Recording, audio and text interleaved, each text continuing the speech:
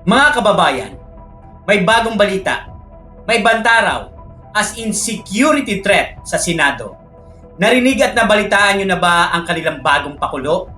Ang sabi ng Gatchalian Bloc o ang tinaguriang Senate of Malacanang kasama ang kanilang mga kaalyado, may banta raw sa seguridad, banta sa institusyon at di umanong political destabilization. Ang tindi ng script pang Hollywood. Pero teka muna, mag-isip-isip tayo. Ano nga ba ang totoong banta rito? Mga kababayan, tama sila sa isang bagay. Totoong may banta. Pero hindi ito banta sa panggugulo. Hindi ito banta sa kudita. At lalong hindi ito banta sa seguridad ng Senado.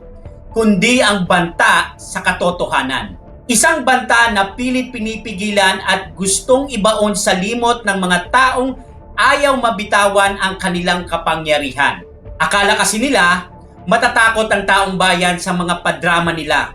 Akala nila, kapag sumigaw sila ng destabilization, makakalimutan natin ang issue ng bilyong-bilyong flood control scam. Mag-recall tayo para hindi tayo magkaroon ng amnesia. Nagsimula ang lahat ng ito sa matapang na pagharap sa Blue Ribbon Committee ng 18 ex-Marines.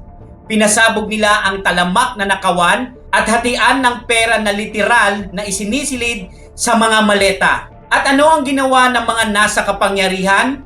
Agad na dinivert ang issue. Tinawag silang peke, tinawag silang destabilizers, binuli sa hearing, tinawag silang kargador para lang pababain ang kanilang kredibilidad. Pero ang hindi nila inaasahan, mas lumaki ang apoy dahil ngayon, hindi lang 18 ang magsasalita.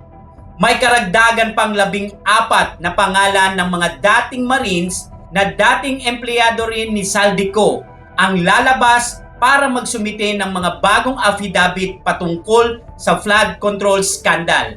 At hindi lang laway ang dala nila. May bitbit silang mga bagong testimonya at ebidensya. Ibig sabihin, mas lumalalim ang ugat. Mas lumalaki ang tsansa na malantad ang katotohanan. Kaya naman pala ang daming pautot ngayon na kesyo may banta daw sa Senado. Nagkakagulo na sa liderato. Nagtuturingan na kung sino ang lehitimong mag-iimbestiga. Nag-aagawan ng pwesto. Pero alam naman natin kung ano ang totoo. Marami na ang natataranta. Paano ba naman? Unti-unti na silang nababalatan. Unti-unti nang nalalaman ng katotohanan. Kaya todo pigil sila sa muling pagbubukas ng Blue Ribbon Committee hearing na pinamumunuan ng Cayetano Bloc. Bakit? Dahil ang mga ebidensya diretso nang nakaturo sa kanila.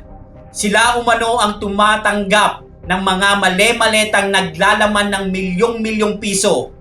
Ang laking plot twist, di ba? Ang mga tagapagtanggol ng batas itinuturong magnanakaw. Siyempre, anong gagawin mo kapag nasusukol ka na ng ebidensya? Gagawa ka ng sarili mong multo. Gagawa ka ng mga pakulo at soundbite para sa media. Tulad na lamang nitong may banta sa Senado. May gustong magpabagsak sa institusyon. Style nyo, bulok. Hindi ang Senado ang gustong pabagsakin ng katotohanan, kundi ang mga kurap na nagpapakasasa sa kaban ng bayan. At ito pa ang pinakamalaking misteryo sa teleseryeng ito. Galing mismo sa National Bureau of Investigation ang impormasyon ng banta. The same agency na sumugod sa Senado at nakipagpalitan ng putok sa USAA. Tandaan natin, ang NBI ay hawak ng executive branch. Anong ibig sabihin nito? Nagtutulong-tulong na ang ilang miyembro ng Senado at mga kaalyado nito sa ehekutibo para mapagtakpan lang ang katotohanan. Nagkakaisa ang mga may kapangyarihan para lang patahimikin ang mga gustong maglantad ng totoong pangyayari sa flood control scam. Ang daming eksena, ang daming usok, ang daming pakulo na pilit isinusubo sa mamamayan. Pero isa lang ang malinaw, pilit nilang inililibing sa hukay ang issue ng flood control projects.